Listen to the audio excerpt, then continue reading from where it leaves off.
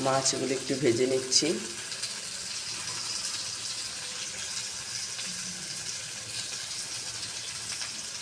মাছগুলো আমি ভেজে নিয়েছি।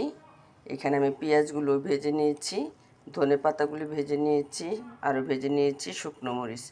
এখন আমি এখানে অল্প একটু লবণও নিয়েছি।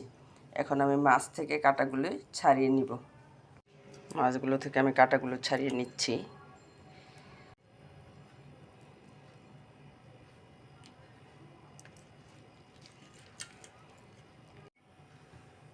মাছগুলো থেকে আমি কাঁটাগুলো সরিয়ে নিয়েছি। এখন সবগুলো উপকরণ আমি মাখিয়ে নিব।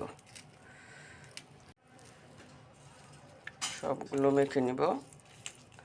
একটু লবণও দিয়ে নিব। লবণ সবটা দিব না, কারণ মাছে আমি লবণ দিয়েছি।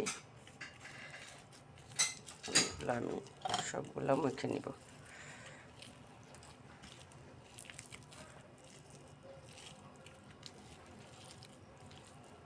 তৈরি হয়ে গেল খুবই মজাদার পাবদা মাছের ভর্তা।